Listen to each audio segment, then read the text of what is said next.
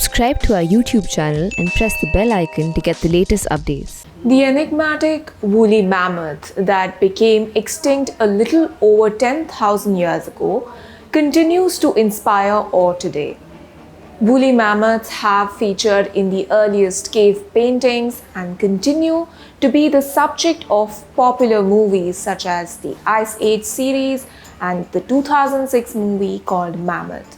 Modern humans coexisted with woolly mammoths between 30,000 and 40,000 years ago. Even before that, Neanderthals had coexisted with mammoths and used mammoth bones for tool making and building materials. In fact, in some areas, human survival may have depended on the mammoth. In this episode, we talk about a new research paper that has allowed scientists to retrace the lifetime journey of an Arctic woolly mammoth. This is Mohana Basu and you're watching Pure Science. Scientists gathered unprecedented details of the life of a mammoth through analysis of a 17,000-year-old fossil from the University of Alaska Museum of the North. By studying isotopic data hidden in the mammoth's tusks, the researchers were able to determine the path it took during its life of 28 years.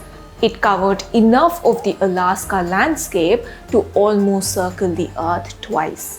Now, before we go further into the life of this mammoth, let us first understand what isotopes are. Every element has an associated atomic number which describes the number of protons, one of the building blocks of an atom, which is positively charged, present in each atom of an element. So, for example, hydrogen has an atomic number of 1, which means it has just one proton. This atomic number also determines the position of the element in the periodic table. But protons are not the only particles in the atom's nucleus. The nucleus also has neutrons, which do not carry any charge. Now, isotopes of an element are those that have the same atomic number and position in the periodic table, but differ in the numbers of neutrons in their nuclei. For example, isotope of oxygen with 18 neutrons is one of the isotopes that get incorporated into the body primarily. These then settle in our bones and teeth. The ratio of oxygen isotopes in bones reflect the isotopes that were present in the environment, which means that with careful study, scientists can retrace an animal's location in the past. This is like the nature's own Google activity records. Similarly, isotopes of another element known as strontium are an important tool in paleontological research to trace ancient human and animal migratory patterns. So for this study, researchers generated and studied the isotopic data in the mammoth's tusk, which allowed them to match its movements and diet with isotopic maps of the region. Despite their frequent appearances in prehistoric art and popular movies, very few details have been known about the lives and movements of woolly mammoths. This study offers the first evidence that the mammoths traveled vast distances. The scientists are still not sure if the woolly mammoth was a seasonal migrator, but what is clear is that it covered a distance of mammoth proportions. It visited many parts of Alaska at some point during its lifetime. For the study, the team at the Alaska Stable Isotope Facility split a 6-foot tusk lengthwise and generated about 400,000 microscopic data points using laser and other techniques. The way that mammoth tusks grow also helped carry out the detailed isotope analysis. Mammoths steadily added new layers on a daily basis throughout their lives. When the tusk was split lengthwise for sampling, the growth bands looked like stacked ice cream cones, offering a chronological record of an entire mammoth's life, just like a tree's annular rings. The tusk is like a diary of the woolly mammoth, recording everything from the moment they are born until the day they die. The team knew that the mammoth died on Alaska's north slope above the Arctic Circle because that is where its remains were excavated.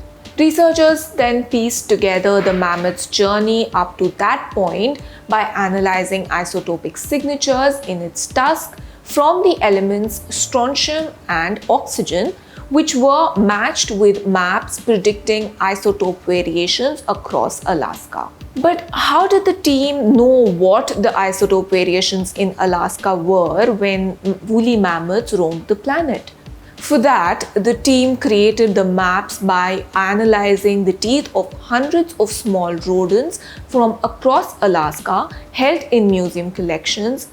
Since these animals travel relatively small distances during their lifetimes, they were able to help the researchers recreate local isotope signals.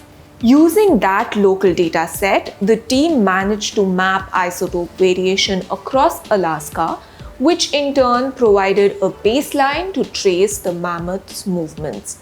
After taking geographic barriers into account and the average distance it traveled each week, researchers used a novel spatial modeling approach to chart the likely routes the animal took during its life. Not only this, the team also determined that the mammoth was likely kicked out of its herd at the age of 15.